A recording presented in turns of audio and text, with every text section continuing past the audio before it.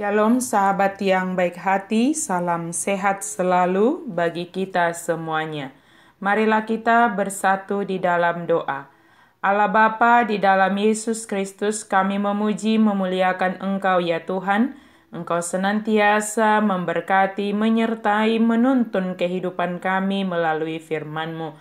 Tuntunlah kami Tuhan melalui firman-Mu pada saat ini. Dalam nama Yesus kami berdoa dan bersyukur. Amin. Firman Tuhan bagi kita hari ini dari Markus 13 ayat 1-8. Mari kita baca secara lengkap di tempat kita masing-masing. Saya baca ayat 5-7.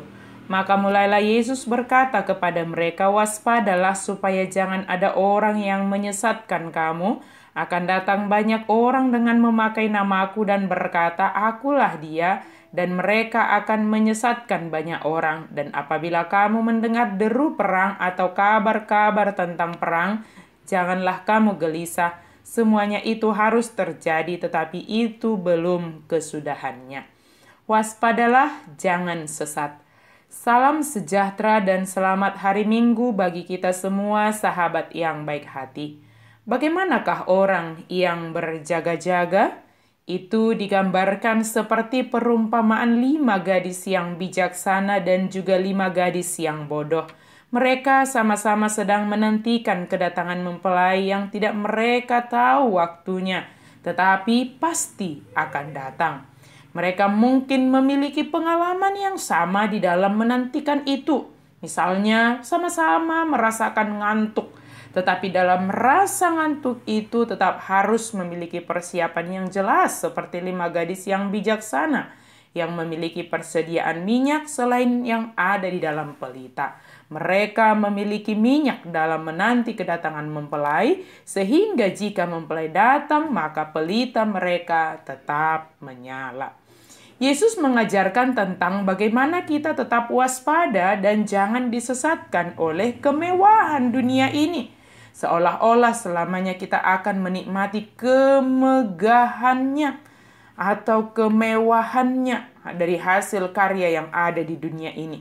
Saat itu murid Yesus sangat mengagumi kekokohan dan kemegahan dari gedung-gedung dan bait Allah yang dibangun sangat megah itu.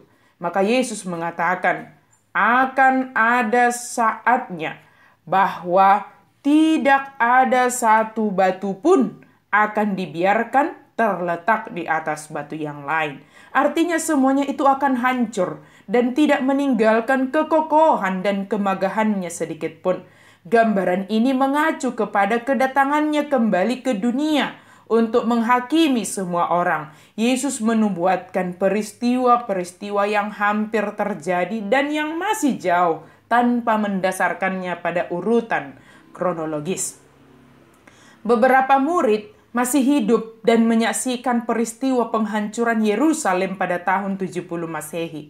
Peristiwa ini tentunya meyakinkan mereka semakin meneguhkan apa yang mereka dengarkan dari yang telah dinubuatkan oleh Yesus itu. Tidak penting kita menerka-nerka atau menafsirkan kapan kedatangannya kedua kalinya. Tidak perlu kita takut mendengarkan orang yang menyatakan bahwa kedatangan Yesus kedua kalinya adalah pada tanggal sekian, bulan sekian, tahun sekian, serta menafsirkan jamnya. Itu merupakan ajaran yang sesat. Sebab waktu kedatangan Yesus kedua kalinya hanya Dialah yang mengetahui. Kristus akan datang kembali menurut waktunya Tuhan, bukan menurut waktunya kita, bukan menurut ukurannya manusia. Yesus menubuatkan akan kemunculan guru-guru palsu yang menyatakan menerima wahyu dari Allah.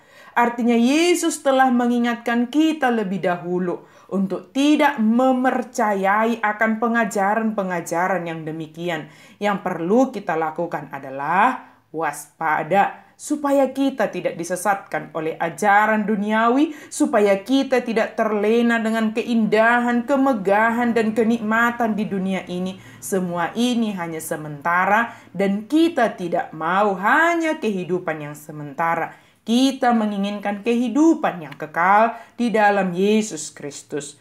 Berjaga-jagalah selagi masih diberikan waktu anugerah ini, sebelum kedatangan Kristus kedua kalinya, maka mari kita teguhkan iman percaya kita hanya kepada Yesus Kristus, melakukan firman Tuhan yang kita dengarkan, sehingga kita tidak disesatkan oleh keinginan kita sendiri, sebab kita memiliki tuntunan yaitu firman Tuhan.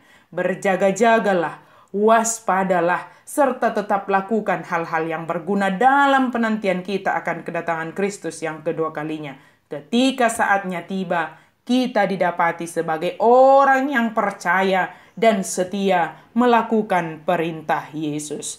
Amin, mari kita berdoa. Terima kasih Tuhan untuk firman-Mu. Mampukan kami untuk kami boleh senantiasa waspada, tidak disesatkan oleh ajaran-ajaran yang tidak baik, tidak disesatkan oleh keinginan kami, tetapi kami boleh tetap menjadi orang yang setia beriman, percaya kepada Yesus Kristus, dan melakukan firman Tuhan senantiasa di dalam hidup kami. Dalam nama Yesus kami berdoa dan bersyukur. Amin.